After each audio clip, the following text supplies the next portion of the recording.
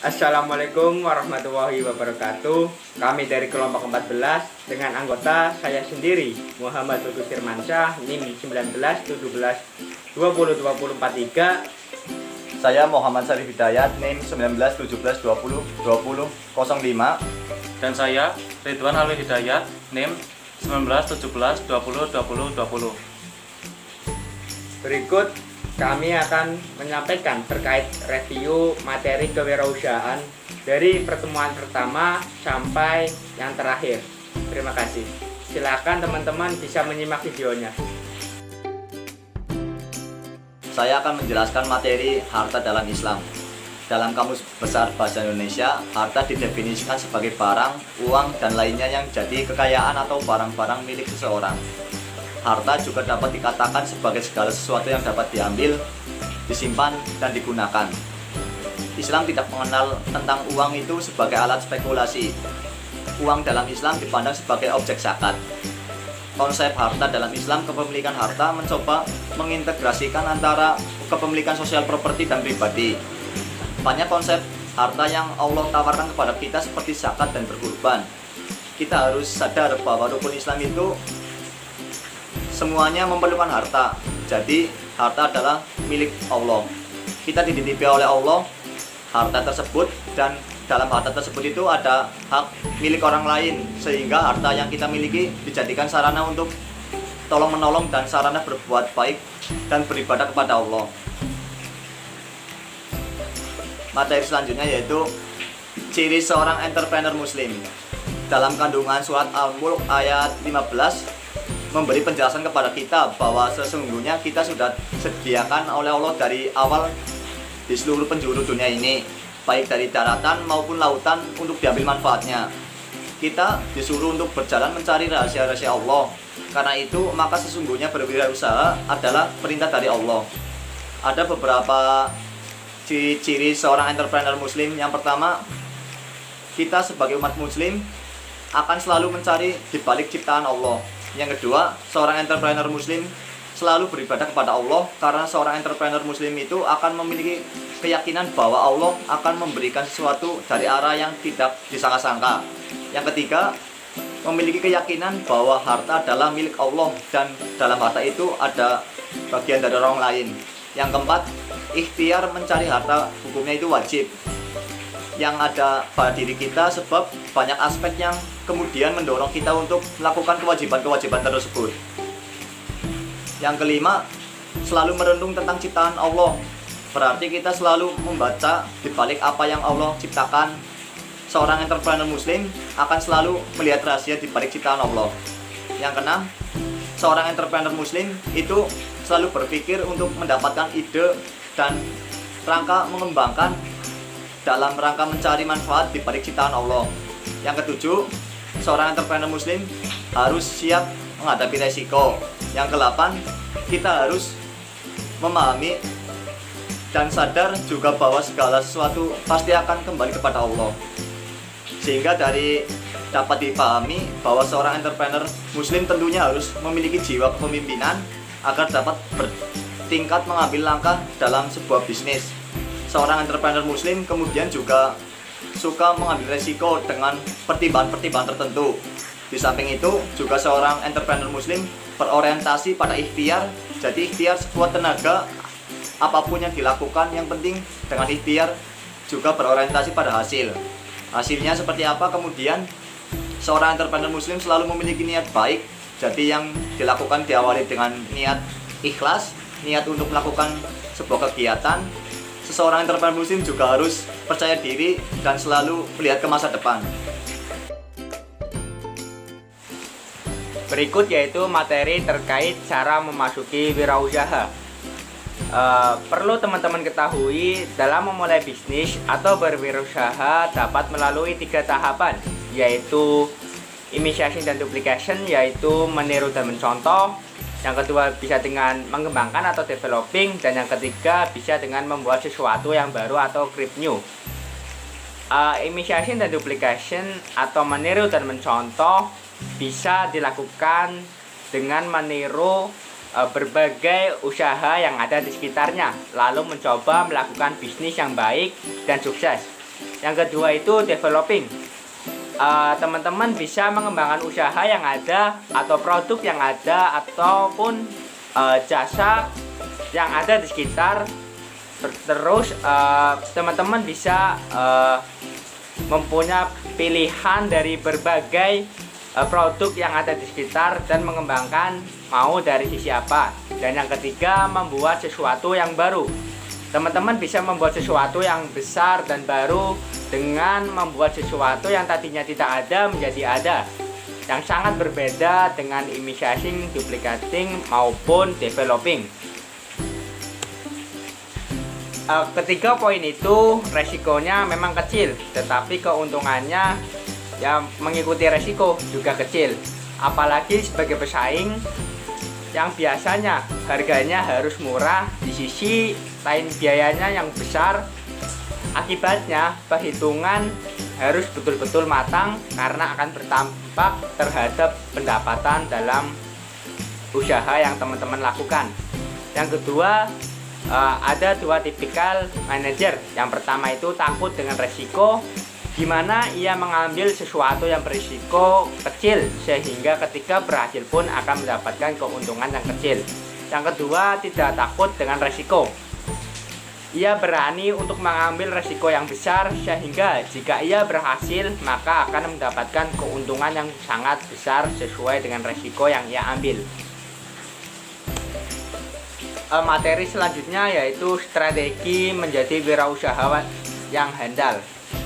Aspek terpenting dalam menentukan perencanaan pelaksanaan dari evaluasi adalah aspek strateginya. Bagaimana membangun strategi mulai dari perencanaan strategi dalam pelaksanaan dan strategi mengevaluasi dan juga mengetahui terkait peluang usaha yang ada. Dalam melakukan perencanaan bisa melihat dari sisi pendekatan outside in atau dari luar ke dalam dan sisi inside out dari dalam keluar. Seorang wirausahawan harus melakukan analisis SWOT, yaitu analisis terkait kekuatan, kelemahan, peluang, dan ancaman terhadap perusahaan besar maupun perusahaan kecil. Selanjutnya mampu membaca perusahaan untuk memahami apa kelebihan dan kekurangannya. Kemudian masuk tahap perencanaan untuk menentukan program jangka pendek, jangka menengah, atau jangka panjang. Lalu kita harus membuat target dalam setiap periode tertentu. Faktor yang penting lainnya untuk diperhatikan dalam strategi yaitu struktur bisnisnya. Proses bisnis adalah dalam rangka untuk mengembangkan perusahaan, pendekatan perusahaan terhadap kepemimpinan produk, strategi agar tingkat kedekatan kepada konsumen itu muncul. Yang pertama pada sistem manajemen yang mampu menciptakan hasil pada kebutuhan khusus konsumen atau kebutuhan khusus pelanggan. Jadi kemampuan membaca keinginan pelanggan itulah keberhasilan untuk membangun kedekatan dalam strategi manajemen perusahaan. Jadi kedekatan kepada konsumen merupakan strategi kemampuan membaca kondisi dan situasi. Yang selanjutnya yaitu materi terkait proses pemasaran meningkatkan penjualan. Pemasaran merupakan kegiatan memproduksi, mendistribusikan, dan menawarkan kepada konsumen. Jika kita bertanya kepada diri kita sendiri, kita melihat tentang bagaimana perilaku konsumen, maka kita bisa menilai dalam rangka untuk meningkatkan penjualan dalam proses pemasaran untuk mencapai sesuatu yang kita inginkan. Dibutuhkan sistem-sistem yang salah satu bentuk sistemnya adalah checklist. Kemudian pendidikan dan pelatihan harus diadakan dalam usaha yang kita lakukan. Kemudian beri insentif kepada karyawan yang bisa menjual produk lebih atau untuk beberapa perusahaan lain itu sesuai dengan target maupun melebihi target. Kemudian memberikan punishment terhadap ketidakmampuan untuk menyampaikan produk-produk lain kepada konsumen atau ketidakmampuan untuk menawarkan produk. Terdapat beberapa faktor yang harus diperhatikan oleh manajer pemasaran, yaitu yang pertama kegiatan pemasaran harus bisa memuaskan konsumen. Yang kedua, bagaimana volume penjualan itu harus mampu menjaga kelangsungan perusahaan dalam jangka waktu yang lama. Dan yang ketiga, efektif dan efisien. Mengendalikan pemasaran, jika ada perencanaan, itu akan menjadi mudah karena mengendalikan atau mengawasi proses pemasaran berarti membandingkan antara yang seharusnya dengan yang sesungguhnya. Harapannya adalah apabila kita sudah melakukan proses pemasaran dalam rangka untuk meningkatkan penjualan, yang pertama harapannya itu agar kita dapat memastikan proses pencapaian tujuan dalam kurun tertentu dan nilai tertentu yang diharapkan. Yang harapan kedua yaitu proses perencanaan pemasaran memiliki manfaat untuk mengurangi ketidakpastian atau resiko yang ada, karena sudah pasti langkahnya, pasti strateginya, pasti pelaksanaan dan kendaliannya akan lebih terarah. Dan harapan yang ketiga yaitu tentunya terkait proses perencanaan pemasaran yang kita lakukan itu sesuai dengan apa yang kita inginkan dan tujuan dari perusahaan tersebut. Ya, selanjutnya saya akan menjelaskan mengenai materi komunikasi menghipnotis sukses bisnis. Ya, jadi praktek komunikasi itu menjadi esensial karena ketika orang melakukan komunikasi, maka yang harus diperhatikan adalah kata kunci pembuka. Dan berikut adalah beberapa tahapan dalam praktek komunikasi. Untuk tahapan pertama yaitu kita melakukan komunikasi, maka persiapkan narasi yang tepat dan jelas di awal untuk membuka. Kemudian yang kedua yaitu adalah tentang bagaimana mempraktekkan komunikasi adalah kemampuan kita untuk membaca profil seseorang. Nah, jadi pada intinya dari komunikasi itu kita tidak harus bisa memahami. Jadi kalau kita ingin sukses, yang terpenting adalah bagaimana praktek komunikasi itu kepada audiens kita. Nah, maka dari itu kalau kita melihat buku-buku tentang suksesnya seseorang, kebanyakan itu orang marketing, karena mereka mampu menjual gagasan.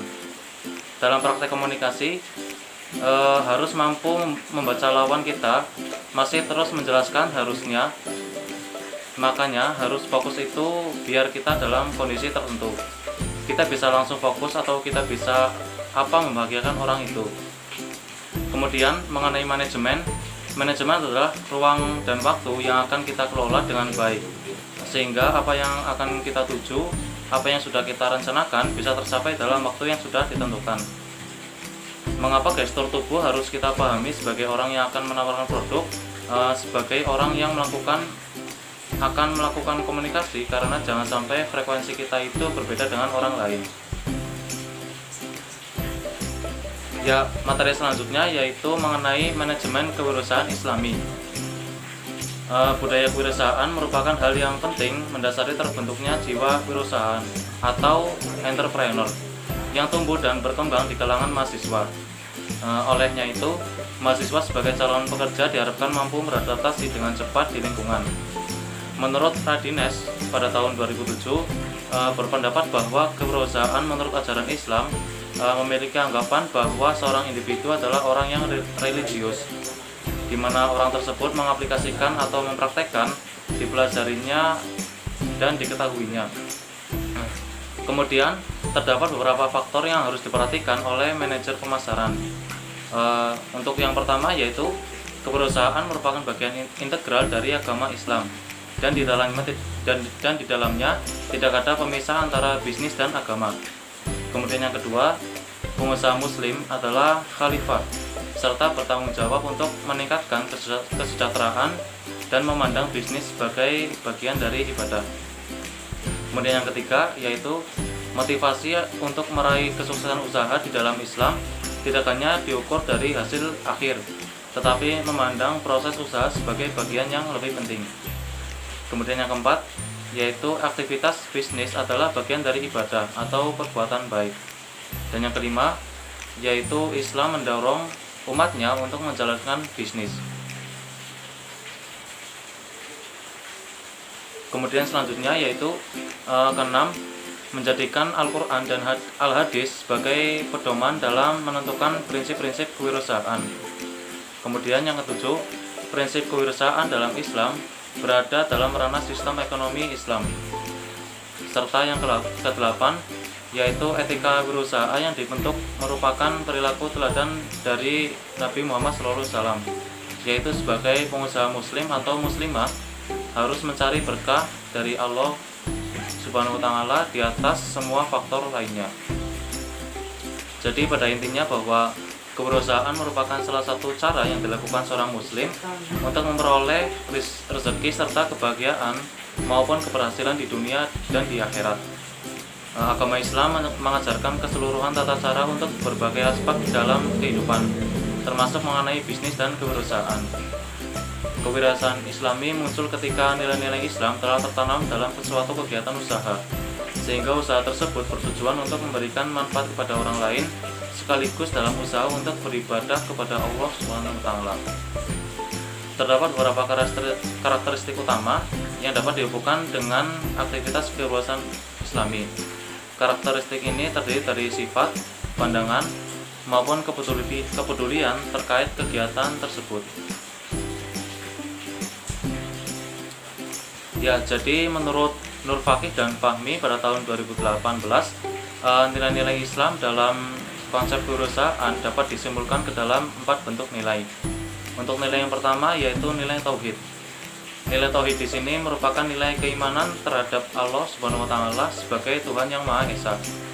Kemudian nilai yang kedua yaitu nilai keadilan, di mana kegiatan didasarkan pada perasaan sama rata dan sama rasa, tanpa diskriminasi dalam bentuk apapun. Kemudian nilai yang ketiga yaitu nilai dari hasil kegiatan. Suatu bentuk kegiatan seharusnya memberikan hasil kepada para pelaku di dalamnya yang telah bekerja sesuai proses kegiatan tersebut. Kemudian nilai yang keempat yaitu nilai sukarela. Nilai ini menekankan bahwa seluruh kegiatan yang berdasar pada nilai keikhlasan dan berserah diri kepada Allah Subhanahu wa Ta'ala akan menimbulkan hasil yang baik.